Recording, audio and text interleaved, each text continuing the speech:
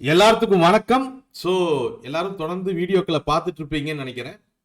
நம்ம தொடர்ந்து மியூச்சுவல் ஃபண்ட்ஸுகளை பற்றி தான் டிஸ்கஸ் பண்ணிட்டு வர்றோம். அதுலேயும் லாஸ்ட் வீடியோவில் நம்ம டைவர்சிஃபிகேஷன் அண்ட் ரீபேலன்சிங்கை பற்றி டிஸ்கஸ் பண்ணியிருந்தோம். ஒரு மியூச்சுவல் ஃபண்டில் டைவர்சிஃபிகேஷன் அண்ட் ரீபேலன்சிங் அப்படிங்கிறது ரொம்பவுமே முக்கியமான ஒரு விஷயம். ஒரு ஸ்ட்ராங்கான போர்ட்ஃபோலியோ பில்ட் பண்ண டைவர்சிஃபிகேஷன் அப்படிங்கிறதும் அதை கரெக்டான நேரத்தில் அந்த போர்ட்ஃபோலியோ ரீபேலன்ஸ் பண்ணுறதும் ரொம்பவுமே முக்கியமான விஷயம். அதை நீங்கள் சப்போஸ் தப்பாக பண்ணீங்கனாலோ அதை பண்ணாமட்டிங்கனாலோ உங்களுடைய ரிட்டர்ன் அப்படிங்கிறது பெரிய அளவில் பாதிக்கப்படலாம். ஸோ இந்த வீடியோவில் அந்த டைவர்சிஃபிகேஷன் அண்ட் ரீபேலன்சிங்கை பற்றி இன்னும் கொஞ்சம் டீட்டெயிலாக நம்ம பேச போகிறோம். ஸோ ஃபஸ்ட்டு நம்ம இந்த டைவர்சிஃபிகேஷனை பற்றி நம்ம பேசிடுவோம். ஓகே, டைவர்சிஃபிகேஷன்னா என்ன? ரொம்ப சிம்பிள். நம்ம எப்பவும் போல பழமொழிகளில் கேட்டிருப்போம், எல்லாத்தையும் ஒரே கூடையில் போடாத அப்படிங்கிற மாதிரி. நார்மலாக 3 வகையான அசட்ஸ் வந்து மியூச்சுவல் ஃபண்ட்ஸில் அவைலபிளாக இருக்குது. ஒன்று ஈக்விட்டி, இன்னொன்று டெபிட்டு, இன்னொன்று வந்து ஃபிசிக்கல் அசட்ஸ், அதாவது கோல்டு அல்லது ரியல் எஸ்டேட். இதில் பெரும்பாலும் கோல்டு வந்து மியூச்சுவல் ஃபண்ட்ஸில் இடிஎஃப்களாகவும் ஃபண்டுகளாகவுமே அவைலபிளாக இருக்குது. அப்போது ஃபஸ்ட்டு விஷயம் நீங்கள் புரிஞ்சுக்க வேண்டிய விஷயம் என்னென்னா, உங்களுடைய மியூச்சுவல் ஃபண்ட்ஸ் இன்வெஸ்ட்மெண்ட் அப்படிங்கிறது எல்லாமே ஒரே கூடைக்குள்ளே இருக்கக்கூடாது. எல்லா ஃபண்டையும் கொண்டு போய் ஈக்விட்டிலேயே இன்வெஸ்ட் பண்ணுறது, இல்லை எல்லா ஃபண்டையும் சேஃபாக இருக்கட்டுமே டெபிட் ஃபண்ட்லேயே போடுறது, இல்லை எப்படி இருந்தாலும் தங்கத்தில் போட்ட காசு வீணாக போகாதுன்னு எல்லாத்தையும் கொண்டு வந்து கோல்ட்லேயே போடுறது. அப்படி ஒரே அசட்டுக்குள்ள நீங்கள் எல்லா ஃபண்ட்ஸையும் கொண்டு வந்துடாதீங்க. அதனால மிகப்பெரிய அளவில் நமக்கு பிரச்சனை ஏற்படும். ஒரு எக்கனாமிக் நல்லா இருக்கும்பொழுது ஈக்விட்டி ஃபார்ம் பண்ணும். சப்போஸ் எக்கானமி நல்லா இல்லை, மேக்ரோ எக்கனாமிக் சரியில்லைங்கிற பொழுது ஈக்விட்டி ஃபண்ட்ஸ் ஒட்டுமொத்தமாக நம்மளுக்கு பிரச்சனையை உண்டாகும். ஸோ ஒரு தம்ப் ரூல் என்ன அப்படின்னு சொன்னால், நீங்கள் எல்லா அசட்டையும் எல்லா இன்வெஸ்ட்மெண்ட்டையும் ஒரே அசட்டுக்குள்ளே வைக்கக்கூடாதுங்கிறது தான். அதுக்குள்ளே நீங்கள் மாறுபட்டுக்கலாம். உதாரணத்துக்கு நம்ம ஈக்விட்டியில் போகிறோன்னு வச்சுக்கோங்களேன். ஈக்விட்டியில் லார்ஜ் கேப் இருக்குது, மிட் கேப் இருக்குது, ஸ்மால் கேப் இருக்குது, எம்என்சி ஃபண்டுகள் இருக்குது, இன்டர்நேஷ்னல் ஃபண்ட்ஸுகள் இருக்குது, ஃபண்ட்ஸ் ஆஃப் ஃபண்ட்ஸுகள் இருக்குது, இந்த மாதிரி நிறைய இருக்குது. அப்போ அந்த ஈக்விட்டிக்குள்ளே நீங்கள் கொஞ்சம் டைவர்சிஃபை பண்ணிக்கலாம், தப்பு இல்லை.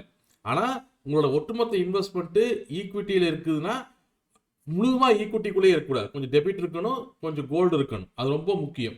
டெபிட் ஃபண்ட் போகிறீங்கன்னா கார்பரேட் பாண்ட்ஸ் போகலாம், கில்ட் ஃபண்ட்ஸ் போகலாம், இல்லை over night funds, short time over night funds போகலாம். இது எல்லாமே போகலாம். அதை விட முக்கியம், நான் டைவர்சிஃபை பண்ணுறேன்னு எல்லாத்தையும் ஒரே மியூச்சுவல் ஃபண்ட் கம்பெனியில் ஒரே ஏஎம்சிலையும் போடக்கூடாது. உதாரணத்துக்கு நீங்கள் உங்களோட இன்வெஸ்ட்மெண்ட்டை ஈக்விட்டியில் வச்சுருக்கீங்க, கோல்டில் வச்சுருக்கீங்க, டெபிட் ஃபண்டில் வச்சுருக்கீங்க. ஆனாலும் என்ன பண்ணியிருக்கீங்க, இது 3மே ஹெச்டிஎஃப்சி ஃபண்ட்லேயே கொண்டு போய் வைக்கிறது. ஏன்னா அங்கே தான் எனக்கு பேங்க் அக்கௌண்ட் இருக்குது, அங்கே தான் எனக்கு தெரிஞ்ச மேனேஜர் இருக்கார், அவர் எனக்கு நல்லது சொல்லுவார் அப்படிங்கிற மாதிரி எல்லாத்தையும் கொண்டு போய் ஒரே ஏஎம்சி ஒரே கம்பெனியில் வைக்கக்கூடாது. எல்லா ஃபண்டையும் ஒரே அசட் கிளாஸஸ்லையும் விற்கக்கூடாது.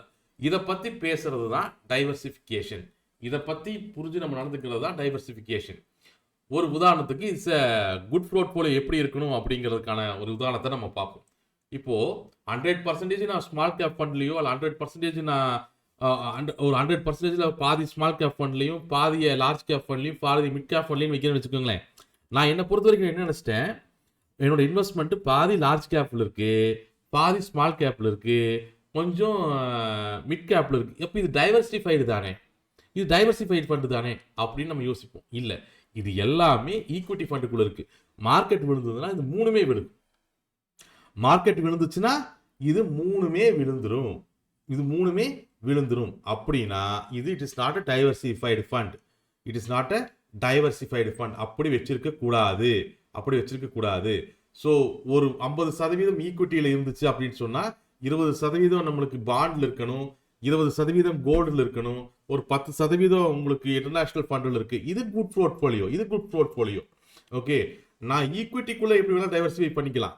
உதாரணத்துக்கு இப்போ 50% நான் ஈக்விட்டியில் வைக்கிறேன் இல்லையா, இந்த 50%த்தில் ஒரு 50%த்தில் 3ல் ஒரு பகுதி லார்ஜ் கேப்பு, 3ல் இன்னொரு பகுதி மிட் கேப்பு, இன்னொரு பகுதி ஸ்மால் கேப்பு, அப்படி வைக்கிறேன்னா அதில் ஒரு நியாயம் இருக்குது. 100% நான் டைவர்சிஃபை பண்ணுறேன்னு 100% ஈக்விட்டி ஃபண்டுக்குள்ளேயே பாதி மிட் கேப், பாதி ஸ்மால் கேப், பாதி லார்ஜ் கேப்னு போடக்கூடாது. அது தப்பான விஷயம். ஒட்டுமொத்த இன்வெஸ்ட்மெண்ட்ல ஈக்விட்டியில ஒரு பகுதி, பாண்டுகள்ல ஒரு பகுதி. பாண்டு அப்படிங்கிறது டெபிட் ஃபண்ட்ல ஒரு பகுதி, அதே மாதிரி கோல்டு ஒரு பகுதி இருக்கணும். இதோட ப்ராப்பரான ரீபேலன்சிங் ஸ்ட்ரக்சர், ப்ராப்பரான டைவர்சிஃபிகேஷன், இதை பத்தி நம்ம பேசுவோம். நார்மலா 60-30-10 அப்படிங்கிறது ஒரு கரெக்டான ஒரு ரீபேலன்சிங் ஸ்ட்ரக்சர். 60-30-10 அப்படிங்கிறது 60-30-10 அப்படிங்கிறது கரெக்டான ஒரு ரீபேலன்சிங் ஸ்ட்ரக்சர். அதை ஞாபகம் வச்சுக்கோங்க. 60-30-10 அப்படிங்கிறது உங்க மனசுல எப்பவுமே ஞாபகம் இருக்கணும். ஓகே, உதாரணத்துக்கு ஈக்விட்டியில 60% ஆஃப் உங்களோட இன்வெஸ்ட்மெண்ட்ல 60% ஈக்விட்டியில் இருக்கணும். இது நம்ம ஆல்ரெடி இன்னொரு வீடியோல இதுக்கு முன்னாடியே பேசியிருக்கோம். 60% ஈக்விட்டியில் இருக்கணும், 30% டெபிட் ஃபண்ட்ல இருக்கணும், 10% மினிமம் கோல்டுல இருக்கணும். இந்த 50% ஈக்விட்டியில 60% ஈக்விட்டியில 50% நம்ம இந்தியன் ஈக்விட்டிலையும் 10% இன்டர்நேஷனல் ஃபண்ட்லையும் நம்ம வச்சுக்கலாம். 10% இன்டர்நேஷனல் ஃபண்ட்லையும் வச்சுக்கலாம். இந்த காம்பினேஷனை, இந்த ரூலை நம்ம ஆல்ரெடி முன்னாடி வீடியோக்குள்ளேயே பேசியிருக்கோம். எப்பவுமே ஞாபகம் வச்சுக்கோங்க. 60-30-10. ஒரு 10,000 ரூபாய் நம்ம போடுறோம் அப்படின்னு சொன்னா, 10,000 ரூபாய் நம்ம போடுறோம் ஒரு மியூச்சுவல் ஃபண்ட்ஸ்ல இன்வெஸ்ட் பண்றோம்னா, அதுல 6,000 ரூபாய் ஈக்விட்டி ஃபண்டை நோக்கி நகரணும். ஈக்விட்டி ஃபண்டில் அந்த 6,000 ரூபாயில நீங்க 2,000 ரூபாய் லார்ஜ் கேப் போடலாம், 2,000 ரூபாய் ஸ்மால் கேப் போடலாம், இல்லை ஒரு 1,000 ரூபாய்க்கு ஒரு மிட் கேப்பும், இன்னொரு 1,000 ரூபாய்க்கு ஒரு எம்என்சி ஃபண்டும் கூட நீங்க போடலாம். 60% ஈக்விட்டியில் இருக்கணும். ஏன்னா அதுதான் க்ரோத் கொடுக்கும். அதனாலதான் அதுக்கு அதிக வெயிட்டேஜ் கொடுக்குறோம். அதுக்காக 100% ஈக்விட்டிக்குள்ள போயிடக்கூடாது. அதைத்தான் நம்ம டைவர்சிஃபிகேஷன் வேணும் அப்படிங்கிறதையும் பேசுறோம். ஓகே, ஸோ 10,000 ரூபாய் இன்வெஸ்ட் பண்றேன்னா அதுல 6,000 ரூபாய் எடுத்துட்டு 6,000 ரூபாயை ஈக்விட்டி ஃபண்டுகள்ல ஒரு 2,000 ரூபாய் மிட் கேப், 2,000 ரூபாய் ஸ்மால் கேப், ஒரு 1,000 ரூபாய் லார்ஜ் கேப், ஒரு 1,000 ரூபாய் international funds, international equity funds, இதுல இன்வெஸ்ட் பண்ணலாம். 30% டெபிட் ஃபண்டுகள்ல இருக்கணும். லிக்விடி ஃபண்ட்ஸ், பாண்ட் ஃபண்ட்ஸ், இந்த மாதிரியான 30% டெபிட் ஃபண்டுகள்ல இருக்கணும். அதே மாதிரி 10% கோல்டுல இருக்கணும். கோல்டுல கண்டிப்பா இன்வெஸ்ட்மெண்ட் இருக்கணும். ஓகே, அதோட ப்ரொபோர்ஷன் கம்மியா இருக்கலாம், பிரச்சனை இல்லை. பட் கோல்டு அவாய்ட் பண்ணாதீங்க. ஒரு 10% கோல்டுல இன்வெஸ்ட்மெண்ட் இருக்கணும். ஸோ டைவர்சிஃபிகேஷனை ஞாபகம் வச்சுக்கோங்க. 60-30-10 ரூலை டைவர்சிஃபிகேஷன்ல ஃபாலோ பண்ணுங்க. 60-30-10 ரூல டைவர்சிஃபிகேஷன்ல ஃபாலோ பண்ணுங்க. இங்கே கொடுத்துருக்கக்கூடிய எக்ஸாம்பிள்லையும் கூட நீங்க பாத்தீங்கன்னா 50% நிஃப்டி இண்டெக்ஸ்ல, 10% நாஸ்டாக்ல, மொத்தம் 60% ஈக்விட்டி ஃபண்ட், 20% கார்பரேட் பாண்ட்ல, அப்புறம் 20% கோல்டு EFTFல இருக்கு. இதுல நீங்க கோல்டு 20% வைக்கிறனா வைக்கலாம். பட் கோல்டு காட்டிலும் நம்ம 20-30% டெபிட் ஃபண்ட்ல வச்சுட்டு 10% கோல்ட்ல வச்சாலும் கூட ஓகே தான்.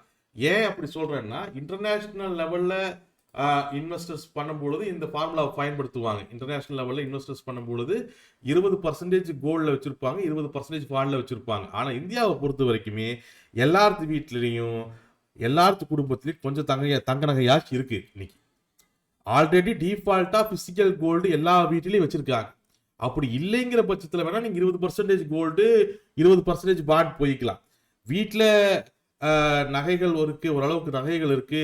முன் கல்யாணத்துக்கு ஒய்ஃப் கொண்டு வந்தது, அம்மா சேர்த்தி வச்சதுன்னு ஓரளவுக்கு வீட்டில் நகைகள் இருக்குன்னா கோல்டை 10% குறைச்சிட்டு பாண்டுகளை 30% ஏற்றணும். ஸோ இந்தியாவை பொறுத்த வரைக்கும் இன்டர்நேஷனல் ஸ்டாண்டர்ட் வந்து 60-20-20 60 ஈக்விட்டியில் வைப்பாங்க, 20 பாண்டில் வைப்பாங்க, 20 கோல்டில் வைப்பாங்க. இந்தியாவை பொறுத்த வரைக்கும் நீங்கள் அதை கொஞ்சம் அட்ஜஸ்ட் பண்ணிக்கலாம். ஏன்னா இங்கே எல்லாத்து வீட்லையும் கோல்டு இருக்கு அப்படிங்கிற காரணத்தினால. அது இல்லைங்கிற பட்சத்தில் நீங்கள் 60-20-20 கூட நீங்க ஃபாலோ பண்ணிக்கலாம். பட் டைவர்சிஃபிகேஷன் தயவு செஞ்சு பண்ணிருங்க, அது ரொம்ப முக்கியம். அதுக்கப்புறம் ரீபேலன்சிங்னா என்னன்னா, நான் ஒரு 60% ஈக்விட்டியில போட்டுட்டேன். என்னுடைய இன்வெஸ்ட்மெண்ட்ல இப்போ வெயிட்டேஜ் எப்படி இருக்கு? என்னோட இன்வெஸ்ட்மெண்ட்ல, ஒரிஜினல் இன்வெஸ்ட்மெண்ட்ல 60% வெயிட்டேஜ் ஈக்விட்டியில இருக்கு, 30% வெயிட்டேஜ் வந்து டெபிட் ஃபண்ட்ல இருக்கு, 30% வெயிட்டேஜ் வந்து டெபிட் ஃபண்ட்ல இருக்கு. அதே மாதிரி 10% வெயிட்டேஜ் வந்து நம்மளுக்கு கோல்டுல இருக்கு. 10% வெயிட்டேஜ் கோல்டுல இருக்கு. 10% வெயிட்டேஜ் கோல்டுல இருக்கு. இதுதான் நம்ம ஃபிக்ஸ் பண்ணி வச்சிருக்கக்கூடிய டைவர்சிஃபிகேஷன். இப்போ ரீபேலன்சிங்னா என்ன? கொஞ்ச நாள் கழிச்சு மார்க்கெட் நல்லா ஏறிடுது, ஸ்டாக் மார்க்கெட் நல்லா ஏறிடுச்சு அப்படின்னு சொன்னா இப்போ என்னோட வெயிட்டேஜ் அப்படியே கொஞ்சம் மாறிடும். ஏன்னா ஸ்டாக் நல்லா ஏறி இருக்கும், டெபிட் ஃபண்ட் அதே இடத்துல தான் இருக்கும், கோல்டு கொஞ்சம் இறங்கி இருக்கலாம். அப்போ கொஞ்ச நாள் கழிச்சு பார்க்கும்போது என்னோட ஓவரால் பொசிஷனை பார்க்கும்போது இந்த வெயிட்டேஜ் மாறி இருக்கும். ஸ்டாக்கோட வெயிட்டேஜ் 65% போயிருக்கும். டெபிட் ஃபண்டோடது 24%, 25% வந்திருக்கலாம். அதே மாதிரி கோல்டு இது 10லிருந்து 11 வந்திருக்கலாம், இல்லை 10லிருந்து 5 கூட போயிருக்கலாம். இந்த பர்சன்டேஜ் அப்படிங்கிறது மாறும். ஏன்னா நான் 3 பகுதிகளை இன்வெஸ்ட் பண்ணி வச்சிருக்கேன். இந்த 3 ஒரே மாதிரி செயல்படாது. எல்லா மார்க்கெட் கண்டிஷன்லையும் டெபிட் ஃபண்டு ஈக்குவலான ரிட்டர்ன்ஸ் கொடுத்துட்டு இருக்கும். நல்ல மார்க்கெட் கண்டிஷன்ல ஈக்விட்டி அதிகமான ரிட்டர்ன் கொடுக்கும், கோல்டு பெருசாக ரிட்டர்ன் கொடுக்காது. மார்க்கெட் கண்டிஷன் மேக்ரோ எக்கனாமிக்ஸ் மோசமாக இருக்கும் பொழுது ஈக்விட்டிஸ் கம்மியான ரிட்டர்ன்ஸ் கொடுக்கும், கோல்டு அதிகமான ரிட்டர்ன்ஸ் கொடுக்கும். அப்போ கொஞ்ச நாள் கழிச்சு பார்க்கும் பொழுது என்னுடைய டைவர்சிஃபிகேஷன் அப்படிங்கிறது மிஸ் மேட்ச் ஆயிருக்கும். நான் 60, 30, 10 ரேஞ்சிலேயே நான் என்னோட டைவர்சிஃபிகேஷனை ஃபிக்ஸ் பண்ணி மாசம் போட்டுட்டு வந்தேன். இது வரைக்கும் நான் சேர்த்து வச்ச ஃபண்டை பார்த்தேன்னா ஓவரால் என்னுடைய வேல்யூவை பார்த்தேன்னா இது வரைக்கும் நான் சேர்த்து வச்ச ஃபண்டோட வேல்யூ எல்லாம் சேர்த்து நான் போடும்போது 1 லட்ச ரூபா போடும்பொழுது 60,000 ரூபாய்க்கு ஈக்விட்டி இருந்துச்சு, 60,000 ரூபாய் வேல்யூவில் ஈக்விட்டி ஃபண்டுகள் இருந்துச்சு, 30,000 ரூபாய் வேல்யூவில் டெபிட் ஃபண்டுகள் இருந்துச்சு, 10,000 ரூபாய் வேல்யூவில் கோல்டு இருந்துச்சு. ஆனால் ஒரு வருஷம் மார்க்கெட் மேலே எங்கேயும் எல்லாம் போனதுக்கப்புறம் இப்போ பார்க்குறேன், இப்போ எங்கிட்ட இருக்கக்கூடிய ஒரு 10 லட்ச ரூபாயில் 68 லட்ச ரூபா ஃபண்டு, 68 லட்ச ரூபா ஈக்விட்டி வேல்யூவில் இருக்கு. வெறுமனை 5% தான் கோல்டோட வேல்யூவில் இருக்கு. ஒரு 32% நம்மளுக்கு மதிப்பு வந்து டெபிட் ஃபண்ட்ல இருக்குன்னா இதை மறுபடியும் ரீபேலன்சிங் நீங்க பண்ணணும். உதாரணத்துக்கு நான் இந்த எக்ஸாம்பிள் எடுத்துக்கிறேன். ஒரு ஜனவரி மாசத்துல 60% ஈக்விட்டியில நீங்க போட்டுட்டீங்க, 30% டெபிட்ல போட்டுட்டீங்க, 10% கோல்ட்ல போட்டுட்டீங்க. இப்போ ஒரு ஜூலை மாசம் நம்ம பார்க்குறோம், ஈக்விட்டி வந்து ஒரு 70% வரைக்கும் வளர்ந்துருச்சு, 70% வரைக்கும் வளர்ந்துருச்சு. அப்போ என்னோட ஈக்விட்டியில எவ்வளவு பர்சன்டேஜ் என்னுடைய எக்ஸாக்ட் டைவர்சிஃபிகேஷன் இருக்கணும்? 60 தான் இருக்கணும். இப்போ இங்க 70 இருக்கு. அப்போ 10% ஆஃப் ஈக்விட்டியை செல் பண்ணி அதுக்கு பொதுவா எதுல கம்மியா இருக்கோ, அதுக்கு டெபிட் ஃபண்டோ கோல்ட் ஃபண்டோ, அதுல அதை பணத்தை மாத்தி மறுபடியும் 60-30-10 அப்படிங்கிற அந்த ரேஷியோவிலேயே அந்த ரீபேலன்சிங்கை பண்ணி வச்சிடணும். அது இங்க பண்ணா முட்டிங்கன்னு என்ன ஆகும்னா, அடுத்த 2 வருஷம் கழிச்சு ஈக்விட்டி இறங்க கோல்டு ஏறிடும். கடைசியில் பார்த்தா நம்மளோட வேல்யூ இல்லாமல் போயிடும், அந்த லாபத்தை நம்ம பயன்படுத்தாமையே போயிருப்போம். ரீபேலன்சிங்கை அடிக்கடி பண்ணணும்.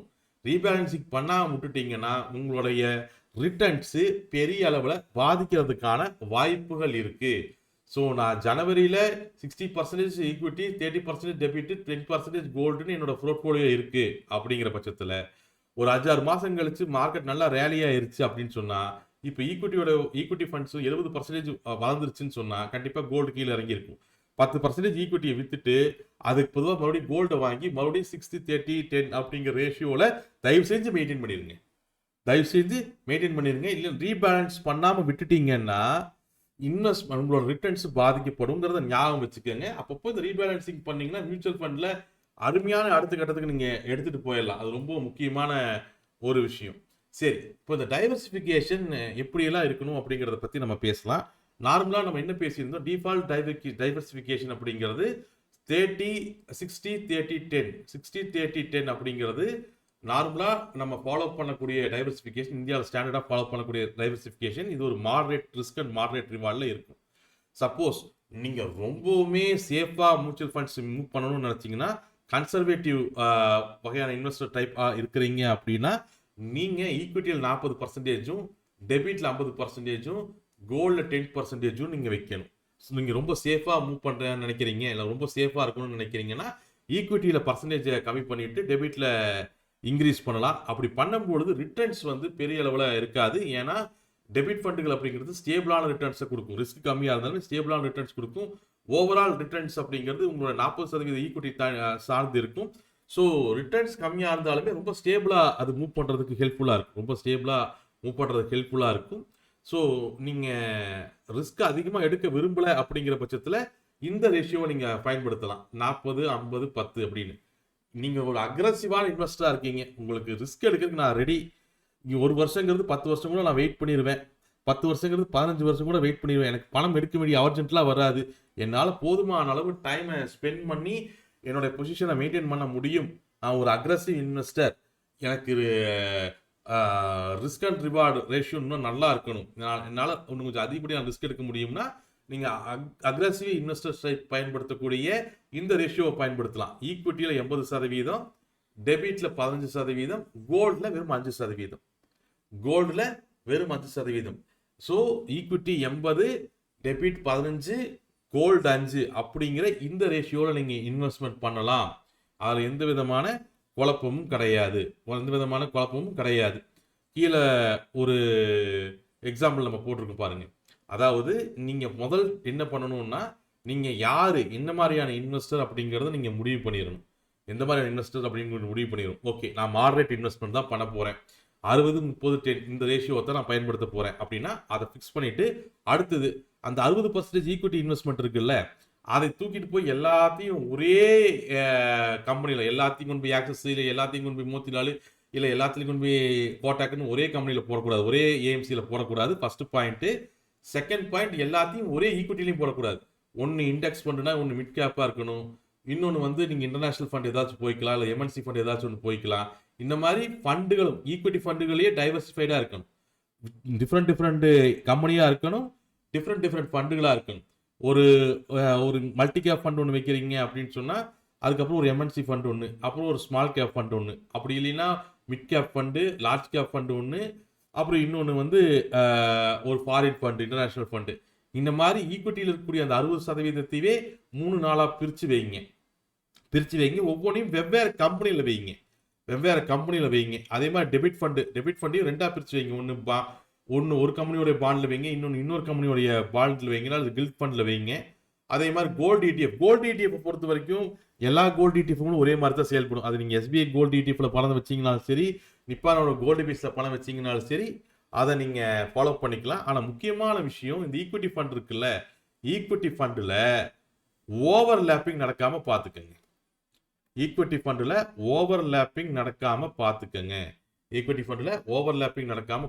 ஏன்னா நிறைய பேர் என்ன பண்ணிடுவாங்க அப்படின்னா ஓவர்லேப் பண்ணிடுவாங்க. இதுலேயும் லார்ஜ் கேப்பு, இதில் மல்டி கேப் வைப்பாங்க. பார்த்தா ரெண்டுலேயுமே கிட்டத்தட்ட 60% ஸ்டாக் ஒரே மாதிரியா இருக்கும். அதனால நம்மளுக்கு எந்த ஒரு பிரயோஜனமும் இல்லை. ஸோ ஈக்விட்டி ஃபண்டுகளை அலோகேட் பண்ணும்பொழுது ஓவர்லேப்பிங் நடந்துடக்கூடாது. அதையும் கேர்ஃபுல்லாக நீங்கள் பார்க்க வேண்டியது கட்டாயமாகுது. அதையும் நீங்கள் பார்த்துக்கோங்க, அது ரொம்ப முக்கியம். ஓகே, ஸோ இது ஓரளவுக்கு டைவர்சிஃபை எப்படி இருக்கணுங்கிற ஐடியா கிடச்சிருக்குன்னு நினைக்கிறேன். டைவர்சிஃபிகேஷன் என்ன, ரீபேலன்சிங் என்னங்கிறத தெரிஞ்சுக்கணும்னு என்னன்னு புரிஞ்சிருப்பீங்கன்னு நினைக்கிறேன். ரீபேலன்சிங் பண்ணும்போது சில ரூல்களையும் நீங்கள் ஃபாலோ பண்ணணும். அதைத்தான் நம்ம இப்போ பார்க்க போகிறோம். ஒன்று, ரீபேலன்சிங் அப்படிங்கிறது ஒரு வருஷத்தில் 1 அல்லது 2 தடவை பண்ணுங்க. சும்மா கச்சன்னு 10 நிமிஷத்துக்கு 10 நாளைக்கு ஒரு தடவை மார்க்கெட் ஏறதுக்கெல்லாம் பண்ணக்கூடாது. ரீபேலன்சிங் அப்படிங்கிறது ஒரு 6 மாசத்துலயோ அல்லது ஒரு வருஷத்துலயோ ஒரு தடவையோ 2 தடவையோ பண்ணா போதும். கண்ணா பின்னான்னு ரீபேலன்சிங் நான் பண்றேன், நான் அதிகமான லாபத்தை கொண்டு வர போறேன்னு சொல்லிட்டு அடிக்கடி அந்த ஸ்டாக்கோட போர்ட்ஃபோலியோவை மாத்திட்டு இருக்கக்கூடாது. ஸோ ரீபேலன்சிங்கை பொறுத்த வரைக்கும் வருஷத்துக்கு 1 அல்லது 2 தடவை பண்ணீங்கன்னா போதுமானது. அதே மாதிரி டீவியேஷன் அப்படிங்கிறது ஒரு 5%, 6% ஏறினதுக்கு அப்புறம் பண்ணணும். ஈக்விட்டியோட வெயிட்டேஜ் 60% நம்ம வச்சிருக்கிறோம், 60, 30, 10 வச்சிருக்கிறோம். அது ஒரு 62 போனால் உடனே போய் கையை வச்சு அது 2% வித்து கோல்டாக மாற்றுறது, 61 போனால் மறுபடியும் வித்து கோல்டாக மாற்றுறது. அப்படி பண்ணக்கூடாது. அட்லீஸ்ட் ஒரு 5% ஆச்சு இன்க்ரீஸ் ஆகட்டும். 60, 30, 10ங்கிற ரேஷியோவில் நீங்கள் ஃபாலோ பண்ணுறீங்கன்னா 60 ஈக்விட்டி வெயிட்டேஜ் 60 இருக்குன்னா ஒரு 65, 66, 67 போகட்டும். அதுக்கப்புறம் கை வைக்கணும். சும்மா ஒரு 2% ஈக்விட்டியோட வெயிட்டேஜ் ஏறிடுச்சு, அந்த 1% நான் உடனே கோல்டில் மாற்றுறேன், அந்த 1% உடனே டெபிட் ஃபண்டில் மாற்றுறேன் அப்படின்னு அவசரப்பட்டு கை வைக்கக்கூடாது. செகண்ட் ரூல், அந்த டீவியேஷன், அந்த ரீபேலன்சிங்கை ஒரு 5% ஆச்சு அந்த டீவியேஷன் நடந்ததுக்கு அப்புறம் மாற்றுங்க. 5% டீவியேஷன் நடந்ததுக்கு அப்புறம் மாற்றுங்க. முக்கியமாக ரீபேலன்சிங் பண்ணும் பொழுது அந்த எக்ஸ்ட்ரா ஒரு 5% போயிருச்சுல, அதை வித்துட்டு பணமாக மாற்றிடலான்னு நினைக்காதீங்க. அதையே எஸ்டிபி டிரான்ஸ்ஃபர் பண்ணணும். டிரான்ஸ்ஃபர் பிளான் யூஸ் பண்ணி கோல்டுக்கோ இன்னொரு மியூச்சுவல் ஃபண்டுக்கோ நீங்கள் டிரான்ஸ்ஃபர் பண்ணணும். ஈக்விட்டி 60% போயிருச்சு, இப்போ இந்த 6% லாபத்தை நம்ம வெளியே எடுத்துக்கலாம் அப்படின்னு வெளியே எடுக்காதீங்க. அந்த 6% எஸ்டிபி யூஸ் பண்ணி கோல்டுக்கு மாற்றுங்க. நான் ரீபேலன்சிங் பண்ணுறேன்ட்டு லாபத்தை அப்பப்போ வெளியே எடுக்கிறேன்னு அப்படி எடுக்காதீங்க. அதனால நம்மளுடைய காம்பவுண்ட் க்ரோத் பாதிக்கப்படும். காம்பவுண்டிங்னா என்னென்னு நம்ம ஸ்டார்டிங்கில் ஒரு வீடியோவில் படிச்சிருப்போம். அது பெரிய அளவில் பாதிக்கப்படும். ஸோ அதை கையாளுங்க. 20% 70% ஈக்விட்டி போயிடுச்சு அப்படின்னு சொன்னால் அந்த 10%-ஐ மாற்றி விடுங்க, இன்னொரு ஃபண்டுக்கு மாற்றி விடுங்க. எஸ்டிபி மூலமா இன்னொரு ஃபண்டுக்கு மாற்றி விடுங்க. அதை பணமாக வெளியெடுக்காதீங்க, அது ரொம்ப முக்கியம். இந்த விஷயங்கள் எல்லாத்தையுமே நீங்கள் ஃபாலோ பண்ணணும். நார்மலாக இந்த மிஸ்டேக்ஸை அவாய்ட் பண்ணுங்க. டைவர்சிஃபிகேஷன் பண்ணுறேன்னு 40 ஃபண்டு 50 ஃபண்டுன்னு ஏகப்பட்ட ஃபண்டுகளை கொண்டு போகாதீங்க. ஒரு 4லேருந்து 5 ஃபண்டுக்குள்ளேயே எல்லா இன்வெஸ்ட்மெண்ட்டையும் வைங்க. ஓகே, 4லேருந்து 5க்குள்ளேயே எல்லா இன்வெஸ்ட்மெண்ட்டையும் வைங்க. வரக்கூடிய ஃபண்டு எல்லாத்தையும் அப்ளை பண்ண வேண்டியது, எல்லாத்துலேயும் எஸ்ஐபி போடுறது அந்த மாதிரி பண்ணாதீங்க. 25 ஃபண்டு 30 ஃபண்டுலாம் எக்ஸாமுக்கு அடிஷனல் சீட்டு வாங்குற மாதிரி மியூச்சுவல் ஃபண்ட் போடக்கூடாது. உங்களுக்குன்னு ஒரு 4-5 ஃபண்ட் இருக்கணும். ஒரு ஃபண்டு பர்ஃபார்ம் பண்ணலையா அதை க்ளோஸ் பண்ணக்கூடாது. அதை எஸ்டிபி கொடுத்து இன்னொரு ஃபண்டுக்கு மாற்றுங்க. அது அப்படி இல்லாமல் அதை விட்டு போட்டு இன்னொரு எஸ்ஐபி இன்னொரு எஸ்ஐபின்னு போய்கிட்டே இருக்கக்கூடாது. முடிஞ்ச அளவுக்கு டைவர்சிஃபிகேஷன் ஒரு 5-6 ஃபண்டுகளை வச்சு பார்க்கணும். கோல்டு இக்னோர் பண்ணாதீங்க. நார்மலாகவே இன்டர்நேஷ்னல் மியூச்சுவல் ஃபண்ட் ரேஷியோஸில் கோல்டு அதிகமான பர்சன்டேஜ் இருக்கும். 20% 25% இருக்கும். பட் இந்தியாவில் நம்ம ஆல்ரெடி பிசிக்கல் கோல்டு எல்லா வீட்லையும் இருக்கிறதுனால நம்ம ஒரு 10%க்குள்ள அதை நம்ம வைக்கலான்னு பார்க்குறோம். வேற ஒன்றும் இல்லை. ஃப்ரீக்வெண்ட் ரீபேலன்சிங் பண்ணாதீங்க, அதை ஞாபகம் வச்சுக்கோங்க. ஸோ நான் சொன்ன மாதிரி ஃபண்ட்ஸை கம்மியாக மெயின்டைன் பண்ணுங்க. வருஷத்துக்கு 1லேருந்து 2 தடவை மட்டும் ரீபேலன்சிங் பண்ணுங்க. வருஷத்துல 1லேருந்து 2 வரைக்கும் ரீபேலன்சிங் பண்ணுங்க. அதை விட அதிகமாக பண்ணாதீங்க. ஸோ இந்த வீடியோவில் நம்ம என்ன படிச்சிருக்கோம்? ஈக்விட்டி, டெபிட் ஃபண்ட், கோல்டு, இந்த 3 அசட்லையுமே ஓவரால் டைவர்சிஃபிகேஷன் இருக்கணும். ஃபண்ட் கேட்டகரி ஒரே ஏஎம்சியில் இருக்கக்கூடாது. அதே மாதிரி ஃபண்டும் ஒரே ஈக்விட்டி ஃபண்டுக்குள்ளே இருக்கக்கூடாது. ஒரு வருஷத்துக்கு ஒரு தடவையோ 2 தடவையோ ரீபேலன்ஸ் பண்ணணும். அதே மாதிரி 5% 10%க்கு மேலே ஒரு ஃபண்டோட வெயிட்டேஜ் மாறிடுச்சுன்னா ரீபேலன்சிங் பண்ணணும். எஸ்டிபி யூஸ் பண்ணுங்க, பணத்தை வெளியே எடுக்காதீங்க. ஓவர்லேப்பிங்க கரெக்டாக பார்த்துக்கோங்க. ஒரே ஃபண்டில் ஒரு 2 ஃபண்டு நான் வச்சிருக்கிறேன்னா இந்த ஃபண்டில் இருக்கக்கூடிய 10 ஸ்டாக்ல 6 ஸ்டாக் அந்த ஃபண்டில் இருந்துச்சுன்னா அப்புறம் அதில் பிரயோஜனம் இருக்காது. ஸோ ஓவர்லேப்பிங்கும் கேர்ஃபுல்லாக பார்க்கணும். ஸோ ஓரளவுக்கு ரீபேலன்சிங் பண்ணுறதுனா என்ன, டைவர்சிஃபிகேஷன் பண்ணுறதுனா என்னன்னு புரிஞ்சிருக்கும்னு நினைக்கிறேன். ஏதாவது டவுட் இருந்தால் எனக்கு குரூப்பில் மெசேஜ் பண்ணுங்கள், நான் உங்களுக்கு கிளாரிஃபை பண்ணுறேன். எந்த வீடியோவில் எந்த டவுட் இருந்தாலும் எனக்கு குரூப்பில் மெசேஜ் பண்ணுங்க. ஓகே, இதை பார்த்துட்டு அதுக்கு டவுட் கிளாரிஃபை பண்ண மாட்டேன் அப்படின்லாம் இல்லை. ஓகே, ஏன்னா நம்ம வீடியோ டைமுகளில் நம்ம ஷார்ட் அண்ட் ஸ்கிரிப்டாக எவ்வளோ கொடுக்க முடியுமோ நம்ம கொடுக்குறோம். ஸோ இது போக என்ன டவுட் இருந்தாலும், என்ன ஃபண்டுகளில் நம்ம டிஸ்கஸ் பண்ணுறதா இருந்தாலும் நீங்கள் எனக்கு குரூப்பில் மெசேஜ் பண்ணுங்கள். We will discuss. மறுபடியும் அடுத்த வீடியோவில் நம்ம பேசலாம்.